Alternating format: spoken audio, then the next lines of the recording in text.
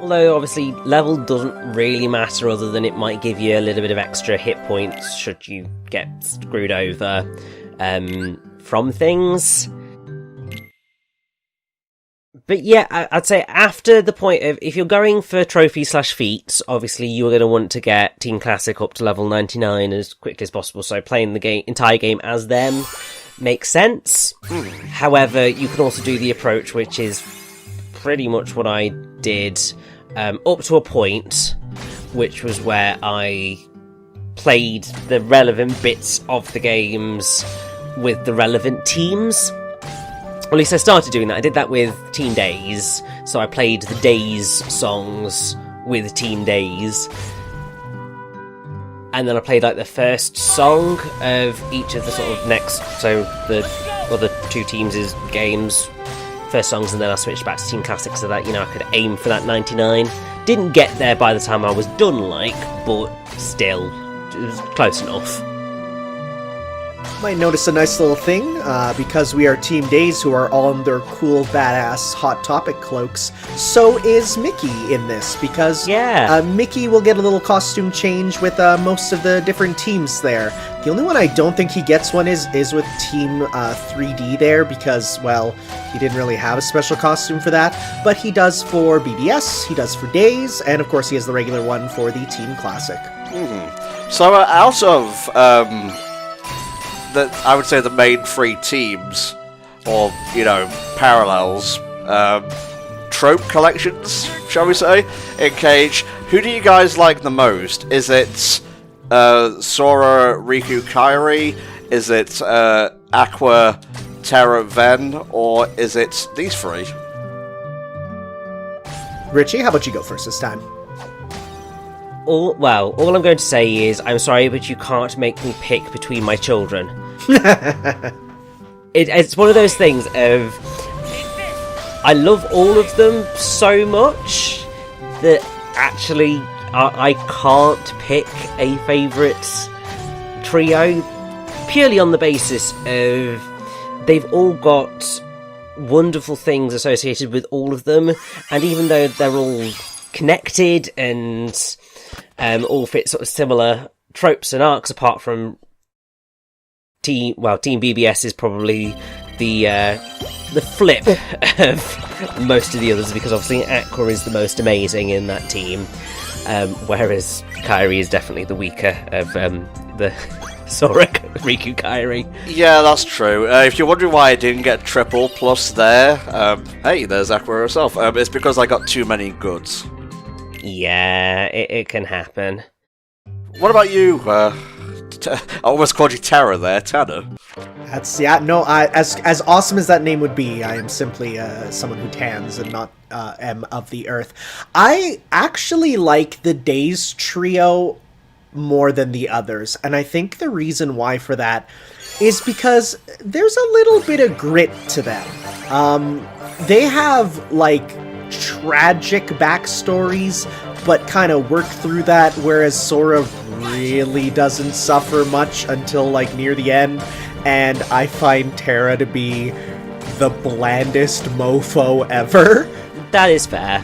I'm whenever he's there, I'm can we just ignore Terra? And I feel like Ven is just kind of a discount Roxas, so personally, I think, the Days trio, and especially when, you look at the manga versions of them and how it characterizes them, they have good times, they have bad times, they laugh, they have fun, they hang out, which is probably something that I really miss from the others. One of the most important things in games for me is just time hanging out with characters and seeing what they're like on their downtime. My favorite scenes in, say a visual novel is when characters are just hanging out and doing stuff, and just seeing how they act around each other, what shenanigans they get up to. And, well, some people will deride Days of, boy, get used to seeing them sitting there on that, clock tower eating ice cream. At the same time, it provides a lot of really good characterization, and it really makes you attach yourself to these characters, which I think is an important thing for, making characters that are enjoyed by the masses. Oh, God, yeah. I think the other thing that is really quite helpful about those clock tower scenes and all the ice cream scenes is that... So one of the most mocked lines in Kingdom Hearts history is I know exactly the one you're gonna say. Who else will I have ice cream with? Everyone mocks it because on the surface that is a ridiculous statement and seriously, get a grip. But when you actually look at the deeper meaning of it in terms of how Roxas views friendship and so on, it's really tragic. Well, it's how Roxas views existence, or just living with another person. He has no comparison for that. He is literally about 7 days old at the time he meets Xion. Yeah, so it's one of those lines which sort of, on a surface level, is ridiculous, but the second you put it into the context of who Roxas is, what he has experienced, what he thinks and feels, it's just so heartbreaking. And, I mean, it's why pretty much I think I've always teared up at that scene whenever I watched it, because it just breaks my heart. It's the bit where they flash up Xion for me. I mean, yeah, just the entire bit of it is just... It just kills me. It's sort of like when people make fun of the laughing scene from Final Fantasy X, where it's like, yeah, of course devoid of context, it's gonna seem silly. But then when you learn the context, yeah, like, it's actually a very serious, important moment. And the fact they're goofing off, and then later on it flashes to be being like, why are you laughing like that, you weirdos? It's like, yeah, you need... With the context, it makes sense. I'm guilty of that myself, to be honest. Oh yeah, we all are. I mean, look at how much we memed on press F to pay respects, right? As loath as I am to say it, yeah, that's a serious moment in that game. Although it will never stop being funny that is a button prompt that it asks you to press. I would say the difference with that one is that the context doesn't necessarily make it any better. Because it just seems a little bit... By turning paying respects into a gameplay prompt, it kind of diminishes the importance of paying respects, which obviously the other two are... They're funny without the context, but in context they are quite serious, whereas, yeah, that is... The whole point of the context is that it's ridiculous. Okay, I think we've had enough about context for one day.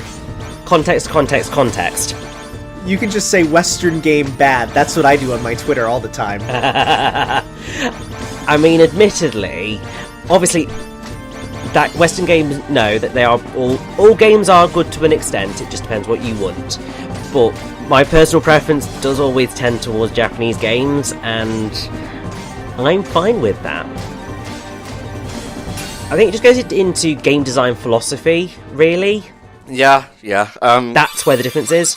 Too many goods there, I think. Also, let's pull one out. Let's indeed press F for Twilight Thorn. His only other appearance was in the fucking first reveal trailer for Dream Drop Distance, and then he never appeared ever again. Yeah. I remember seeing that and being excited. He's like, oh man, we're gonna fight nobodies again. It's like, surprise. Take a look at your, funny Pokemon little dudes. It's like, oh. God, you're lucky you're so cute, Meow Wow, that's all I'm saying.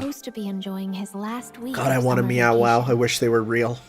Well, I got something for you, Tanner. It's called a cat. Yeah, but cats don't bounce around. Well, I mean... They can. They can. Not like a Meow Wow, but they definitely bounce. Like, they sometimes do like a little funny dance when they're sort of doing random things, and it's quite funny. So they basically just had a couple of songs to represent the start of Kingdom Hearts 2. And if you want a better look at Kingdom Hearts 2, we have obviously the HSC playthrough from back in the day. The Gaming Brit also did a video defending the Roxas part of the game, and I definitely recommend you give that a look if you want better context for the whole thing, as we just discussed. Good old Twilight turn. Any more you want to unlock? Oh, still going. Still going, because now we unlock Days stuff. And of course, they throw us Neverland and Ruler of the frickin' Sky. Well, hey, it's the music and not the thing, so I'm fine with it. I mean, that is fair. Why not, Michael? Come along. There's no stipulation saying you can't be here. Donald, what's going on, mate? Oh god. That was I love you, Sora, in Demon Duck speak. I was surprised I could understand that. How far have I gone down the Donald hole? Oh god, never say that again. I'll zap flare you out of existence. That is still one of the hypest moments of all time. KH3's endgame is really good, and I don't get why people say that part in particular is bad. It's the rest of the game's pacing that's an issue, not that. Yeah, no, I agree. I think it's something that Kingdom Hearts has always struggled with, in that it really does seriously backload its plot. I mean, Melody of Memory, prime example. Yeah, that was designed that way, though. But yeah, and I think obviously it's a shame that KH3 does backload it so much, but equally, I'm okay with that in the sense that it did so much good in all the other stuff, and really gave me Disney worlds as I've sort of always wanted them. So even if not all of them are stellar, as much as I do like Arendelle, it is not the best Disney world that's ever been in Kingdom Hearts. I wouldn't say it's the weakest, but it's certainly not amazing. But it gave me everything that I wanted in terms of that, and yet then just that end game for me was just everything in all of its ridiculousness and time twisty nonsense. It was just so Kingdom Hearts that it's fine by me. Speaking of this song, I remember when I was playing it, because, I mean, when you're playing the game itself, you know, the music kind of goes in the background, but listening to this song here when I played it in this game, I was like, man, this sounds like a Final Fantasy VII song. It has the same sort of, the sustained notes of a lot of stuff like Tifa's theme and a lot of those sort of overworld songs there, so I was like, you really start to notice the music when you're in the music rhythm game, and you start to realize, hey, this, like, you can really hear even the evolution of the Kingdom Hearts sound, and how, like, I'd say this era of Final Fantasy and Square Enix music has a distinct sound from even everything else. Alright, that's KH2, we'll get to that, but we have a side place to visit first. Let's do the musical days. You do technically also have another song there, but considering I'm pretty sure that the cutscene that will appear after that starts off Sora's Kingdom Hearts 2 journey, you might want to leave it until after Days, or you might not. Too late. Never give me an option, because I'll take it. Yeah. This music does not fit this environment, and that's hilarious. No, it doesn't. It is interesting that, you know, looking back, they gave, like, Data Twilight Town and Twilight Town different, like, themes to really show that, yeah, these are two different places. I mean, I think part of the main reason for that was because Data Twilight Town you're playing through with Roxas, but then obviously this is when you're playing as Sora, so the music gets very much more Sora-esque when you start playing as Sora. Sora always has shenanigans music going on in his head. Oh yeah, well, I mean, it makes sense. It's how he's so bloody happy all the time. I mean, it's true, because even if you, like, listen to Sora's theme, like, that it doesn't sound much like a hero theme as much as it sounds like a little just happy little thing. It's interesting. It does reflect his character a lot. Ooh, they're throwing in some tricky notes in this one. This is where the difficulty definitely starts to go up, regardless of your selected difficulty.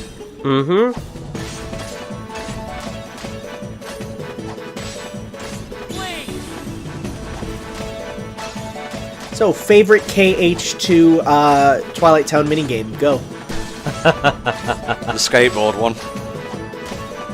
Yeah, I would also say the skateboard one. Although, with that said, I did have a lot of fun with the poster one when I was recording my playthrough of it, because I got into a zone, and even if it was a bit frustrating to sometimes pull off what I needed to, there was just something quite cool about it. It's just funny when you come back, like, you know, once you're at the end of the game with all these superpowers, and this guy's like, hey, can you put up posters for me? And Sora just starts air dashing around, pasting these posters everywhere. Done. He's like, oh, thank you, here's 200 money. I shit on you 200 money. Oh, not even a plus plus?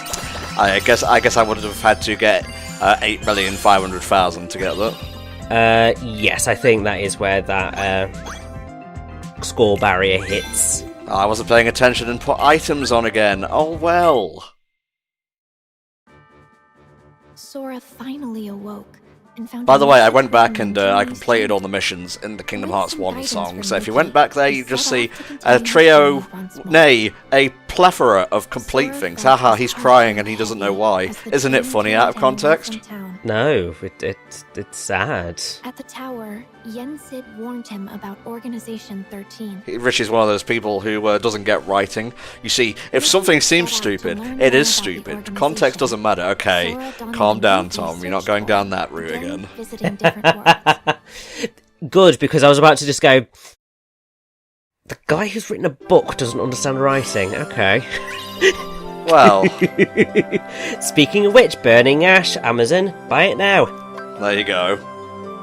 See, I was just gonna open up YouTube and type in video game sins Kingdom Hearts 2 just to play that and get extra riled up. Oh my god. There is a dude who actually does rebuttals to those CinemaSins videos. I believe his name is The Birdman. I've watched a few of his videos, shout out to you. On the very small off chance you're not playing, hey, it's Pan. Hey, it's Peter. It is indeed. So Tanner, tell us a little bit about how weird Days Neverland is. One, it's a original area. It's not like one where, you know, it's one of the few original areas in Days. It has its own unique geography. You have infinite flight, which is like, okay, that's kind of weird. And you can kind of go between the boat and the mainland, and I honestly, when I got to this point, this is where I decided I am not 100%ing Days. I'm stopping, because it's near the end of Days, and you're just like, oh, it's a lot. And need I say anything about the boss you fight in Neverland? Ruler of the Sky. Fun design, interesting concept, nightmare to fight. Not that it's necessarily hard, it's just that it's really long. Yeah. Like, I would admit that I really enjoyed Days when it initially came out. And I think that it was very impressive that they pulled off what they managed to pull off on the DS. I mean, they had a sort of full Kingdom Hearts game on the damn thing. Mm-hmm. Which, you know, is nuts. But, yeah, there's a lot of busy work that goes on, and it does feel like it ends up dragging. What I'll say is, the bosses of Days are very much multiplayer focused. Yeah. Which, if you're in Japan, it would have been fine. You could just press that button and joined up online with random people. But if you're in the West, unless you have friends who own the game, which I was lucky enough that I did have a couple, and I did actually end up playing some local sessions with friends, that was pretty fun. It was a good experience, although we did fight over who got to play as dual-wield Roxas, because OP as hell. Obviously. So, you know, we had that, and it was fine. But when you're playing those bosses alone, boy, geez, you really start to see how it's not really made for being alone. And I remember getting to the one in Beast's Castle and just getting destroyed by it and going, oh, this kind of sucks. Oh, you're talking about Infernal Engine? Yes. Oh, that's a shame. I feel there's a lot of potential in a remake of Days. Introduce, like, a better tutorial. Maybe have, like, an entirely new world for the area they go to train. I don't know, like Treasure Planet or something. Somewhere Sora never visited and whatnot. I think, sort of all the games that I would have liked to have seen get a sort of a remake of some form when it came to the HD collections, I really would have liked to have seen Days get sort of that new coat of paint, purely because it's the one that feels like they could have done stuff with it. Recoded was very much its own weird beast, whereas Days has sort of a lot more potential, and also has got, you know, that actually really great story, even if people didn't necessarily appreciate it at the time, because of that whole, they sold the game as, this is a game about the organisation, rather than, this is a game about Roxas and Axel, and then Xion. The one cool thing about Days that really you don't get to see unless you go into that battle mode or play multiplayer is the fact that every organization member is not only playable, but they have huge combo chains that can actually be, you basically have like your regular attack button, but then if you press the guard button mid-combo, then they'll have almost like Muso style like cancels that lead to new moves and stuff. So there's a lot of really cool moveset stuff there that you really don't notice unless you go to play that side mode, which is a bit of a shame. And they even have their own weapons and joke weapons, which are hilarious. Shoutouts to Luke's sword fighting with Final Fantasy 13 discs instead of cards. Like, that's hilarious. Yeah. And so, yeah, like, that's... I think the best thing would have been to simply do, like, if they did a remake of Days, would then be to just sell, or not even sell, but just put in as mini-games the coded sort of side content, like, you know, like the RPG mode, and just put those in there as like a neat little bonus you can unlock, right? Because that's the only real thing you're missing from coded, aside from its, you know, relatively very at the end story. I feel like what Days needs, it needs a complete graphical overhaul, obviously. Make it console standard gameplay, so it's not encumbered by like a D-pad and so on. Here's a big one that I think would really help it. Drop in, drop out co-op. Oh yeah. Definitely. Honestly, just go the full Monster Hunter route of just like, you can play a game, you can play it normally, you know, in single player, and then when you need help, you use, say, a spell that can basically open up your lobby that people can come and join you. That's the way Monster Hunter World does it, and it's great, where you can just be like, oh man, I'm losing to this monster. Send up a signal flare, people from online can come join you. And yeah, maybe just like replace some of the worlds, like instead of starting the tutorial in Twilight Town, have it in Treasure Planet, get rid of Wonderland, because I don't think it really has any Roxas story importance. Put in, I don't know, maybe Atlantica? No, not Atlantica, Atlantis, the Lost Empire or something.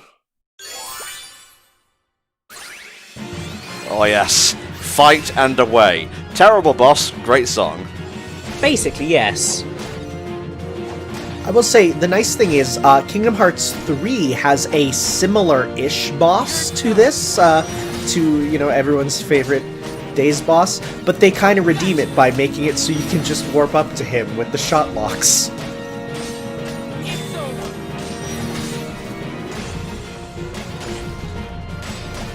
Oh, I'm vibing. I mean, rightfully so, it is a bop of a song.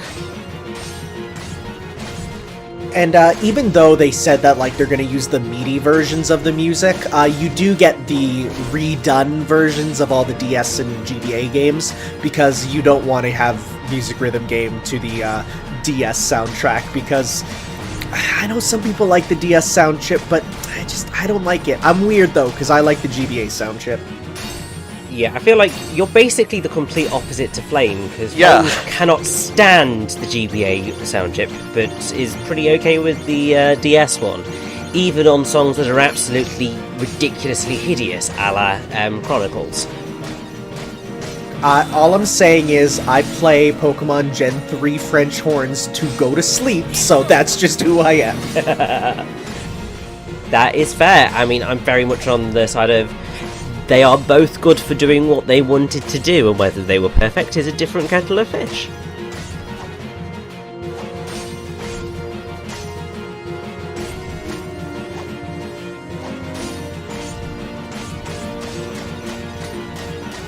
Nice. So one thing I noticed from in my time playing, and definitely playing a lot of the Proud Mode stuff, is when you get those large chain of single enemies that kind of go to the beat, there was a few times where I found myself missing or just, getting off by not pressing it the right amount of times.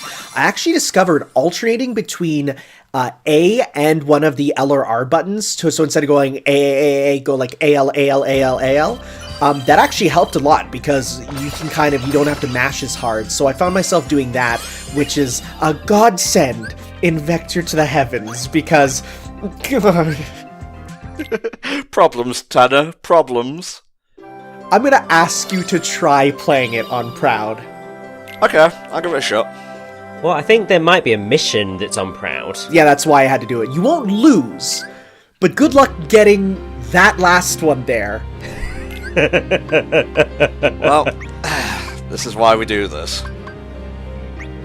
Let's fucking go! If there's any song I wanted to play on Proud for the playthrough, it would be probably this or maybe one of the recoded ones. Or, Wave of Darkness, just to... That one I can do, actually. That one I can do. That is fair.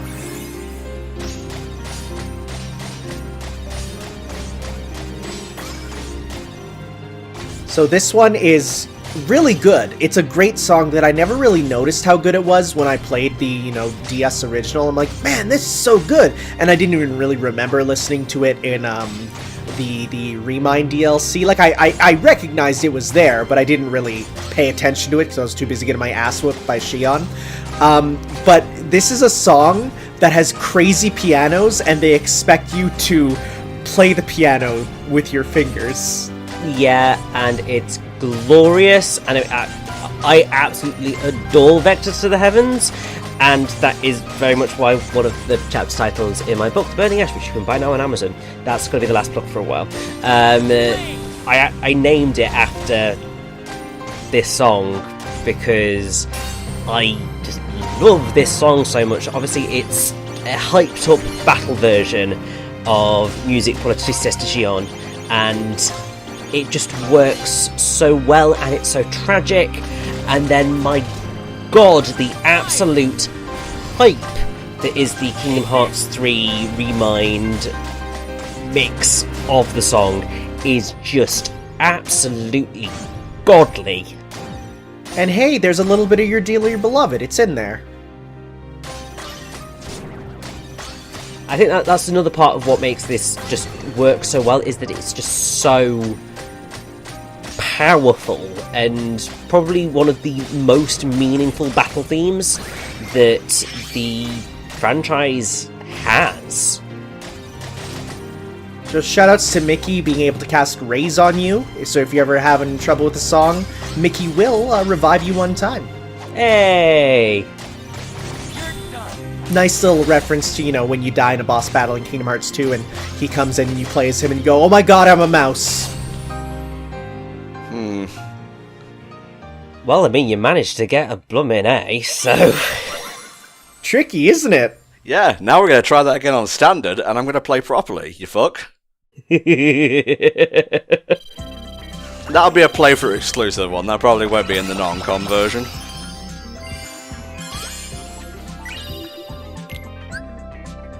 Missed 10 times or fewer. You didn't do too bad. You only missed 20 some, which is the big challenge. Is I realized for this is kind of fitting together, going between the single hits and the double hits. You gotta watch for those lines. Xion, and the gears of fate began to turn. The organization was made up of nobodies, those without hearts. Perhaps. And their goal was to complete Kingdom Hearts in order to become whole again. I wouldn't say the Days movie adaptation is super exciting, but Heldre and I did do a com on it, so if you want to experience it with two nobodies talking over it, there you go. Jokes. The one good thing that the Days movie did do is that it added in a couple of new cutscenes, effectively, to pad out the story and make it sort of flow a bit better, but also specifically in the final boss moment. And oh my god, those were quite well done and very fun to watch. And I sort of wish that they had actually been in the original game itself, but there we go. The organization to find out who he truly was. It also had big old, like, block text moments, and it's like, oh man, I would rather there have been nothing. Yeah, that's the one flaw that, well, I mean, really, they should have just gone, you know what, let's remake the whole thing for these consoles and just do it. But hey, you know, they can't do these things until Xion's death scene. Oh. She belonged, inside Sora. Ice cream. See? It's funny, isn't it, you hypocrite? It's funny when you do it then. I'll replay this in my own time. Let's just continue for now. Could you imagine, though, if it was like, you know, just Xion's in Roxas's arms, and she's like, I scream, you scream, we all scream for ice cream. What a fucker. What a fucker. I feel like somebody has probably done either a webcomic of that or a kind of parody Abridged dub. series, probably. Yeah, that style. Somebody has made that joke before, I'm pretty sure.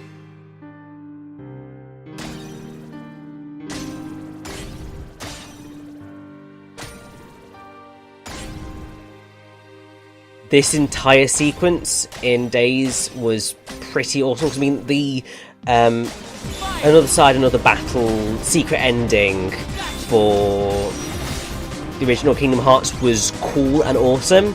To get to effectively play that was incredible. Well, I mean, for all my, complaints about Days, the endgame is probably top 3 Kingdom Hearts. Oh, hell yeah.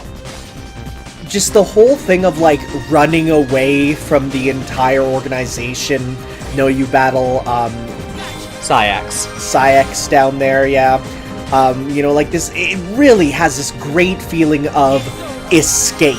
And, your final sort of confrontations, being, Xion in a dramatic moment, and then afterwards, you get to battle freaking Riku with dual-wielding Keyblades, and you're like...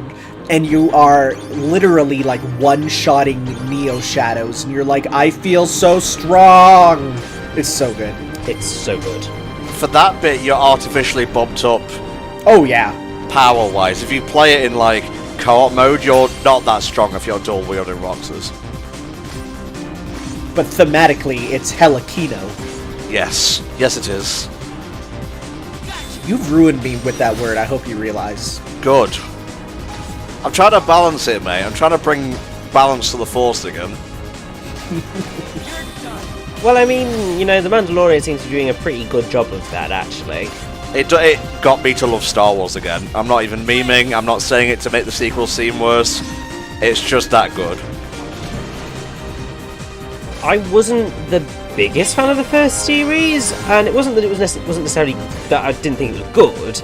It was just, I don't know, it felt maybe a little bit overly slow for my tastes, but I've been really enjoying Season 2, and the most recent episode, as of the point of us recording this, was just incredible. It was top 3, for sure. That hill threw me off. So there are some bits which aren't programmed as well as they should be, but hey, I got Xemna's final battle, which is nice. Whatever, I'll come back and play it, I'm proud. Ooh, nice.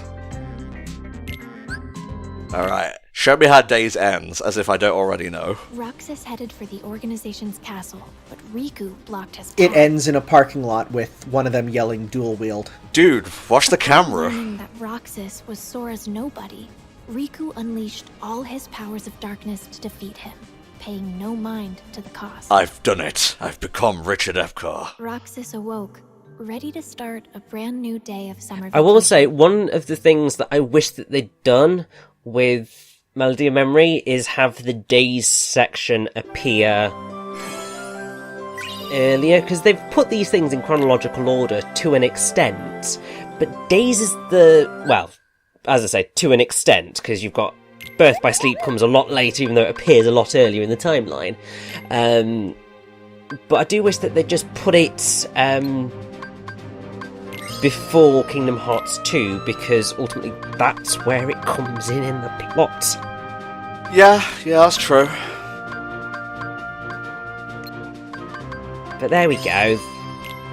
These things happen. And I suppose they have effectively done it in chronological order to an extent. And that's more the approach that they have taken with the way it's all structured. Alright, where's the French? Where are they? There you are. Musique pour la tristesse de Xion. I think we'll end with this.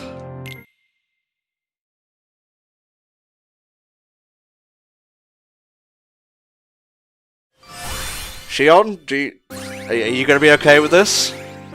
Just fly into a video of your own death. Well, her death, but also her resurrection. I'm so glad that Xion got a happy ending. I'm so glad. Well, see, that's why I think Team Days is the best, because they suffered and they had to earn their ending. Well, there's arguments to be made about how, Team BBS suffered as well. They all kind of met with rough fates. Well, if I wanted to discuss Team BBS, I would have brought them up, but I'm specifically talking about Team Daisy.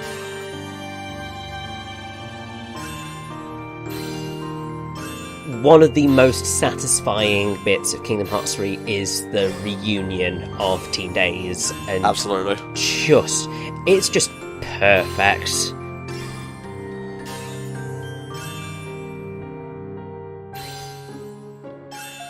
It's also nice that, they brought back what was a fairly small thing about, hey, we made a replica of Riku using like a body and just putting the memories in it. And, or even like Xion's existence as a artificial sort of thing. They kind of wrap it back around with KH3 and make you go, oh yeah, why don't we just get more of those and use them to kind of revive everyone who we want to have together. And yeah, it's that perfect sort of everyone's back together ending. Everyone. Everybody lives, Rose. Just this once, everybody lives. As Xion dies, but then, we get the Kingdom Hearts 3 scene, so it's fine. Well, what did you literally say about her being resurrected, mate? I know, but still, it was just quite funny that the second you said everybody lives, on my viewpoint, it showed the second that she died. Just like the irony. But there we go. Oh, Kingdom Hearts 3 Xion. And the hugs. And just, oh.